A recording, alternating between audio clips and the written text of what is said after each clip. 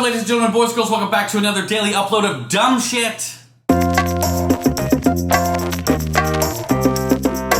It's about to go down. Now in today's video we're doing an FAQ. If you don't know what FAQ means, it means frequently asked questions. I kind of had to dig through the comment section to find some of the questions I'm going to use today. I'm going to pick 5 questions today. In the future, if you want to leave your frequently asked questions below on today's comments, go ahead and do that and I will answer them next week, next Thursday, for the next FAQ. If you're wondering what this is my favorite guitar right now that I have. It is a LTD EC1000, my favorite guitar right now. I have other guitars, but I'm still waiting for them. Without further ado, let's get into these questions. First question is, No Crust Incorporated. What happened to, quote unquote, keep on living your dreams? So keep living your dreams was my positive mantra that I would say at the end of every video, and I just kind of got out of the habit of saying it. Maybe I should just bring it back, keep living your dreams.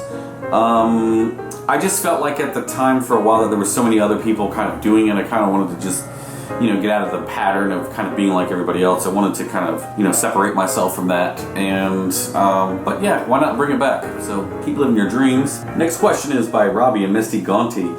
Can I get help? My car won't go into gear when on, but does when off. I replace new slave cylinder and master. Please, I need help, can't find no answers. Well, I tell you what your issue is there is you have a problem with your throw-out bearing specifically, or your throw-out bearing arm specifically. Sounds like you probably either A, first bleed the clutch. If you haven't bled it, then I would start there. If you've bled your clutch and you can see the arm moving every time you press the clutch and it's still not working, then you may have a deeper problem. You may need to separate the trans off of the engine and actually take a look at the throw-out bearing there and the throw-out bearing arm. Sometimes the throw-out bearings get broken and they get stuck into the pressure plate. So when the car is off, obviously the engine's not spinning, so you can go ahead and shift it into gear that you want to, but while the car's on, it won't, you know, you can't really push the clutch down to release the pressure to be able to get it into gear. Adrian Rivera asks, as for the next project, would you think about getting a non-Honda chassis and doing a Honda engine swap? My thoughts, a Miata or something else rear-wheel drive. That's actually something I've actually thought about, is either getting a hold of an MR2 or a Miata to do like a K-swap. The only problem with that is that it's very expensive, especially if you look into the Miata K-swap stuff. It can be done, but it's very expensive for the kits. They start around like $5,000, and that's not even including the engine and everything else that kind of comes along with it. They're pretty intensive. It's something that I would do, but just based on money and budget, I just don't have that budget on hand to really do something like that. You know, if money wasn't a factor and, you know, people were into it and people watched it, I would probably do it. Why not? Mr. Dilly Bars. For the FAQ, what was the best car you built on the channel and why was it the DA9?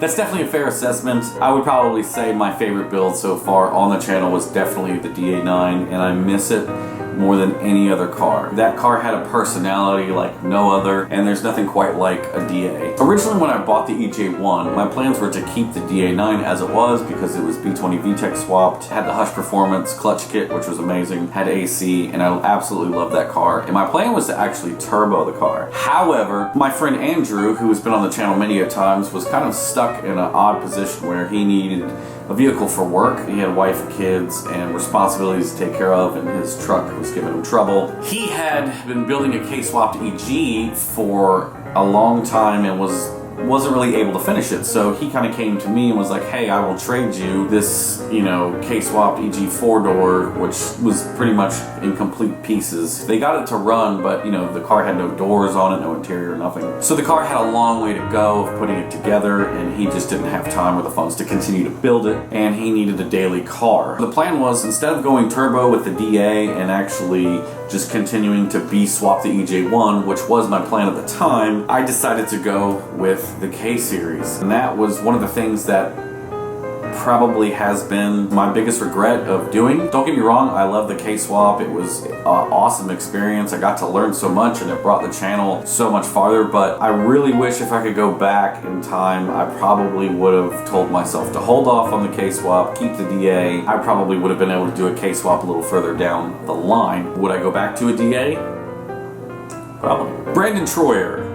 So what K motor and manual transmission would you put in a build? Now this is a pretty general question, but it's actually quite important because the more I've learned about K-swaps, the more I've learned about the choices that I would do, wouldn't do, what I would go with, the things that would make it easier, cheaper, more accessible. The best thing to do is just stick to the 02, 04 RSX chassis, meaning 02 to 04 engine, 02 to 04 transmission, 02 to 04 wiring harness, Honda. It makes things the easiest and the most simple. When you try to get into swapping a K24 or a K24Z, you know, all these different motors have different challenges and different setups that you need to be aware of to make them work. But the easiest by far is basically the K20A or K20A2 engine from 02 to 04 RSX Type S or Type R. It works the easiest in obviously EGs, EFs, EKs, and Tegras.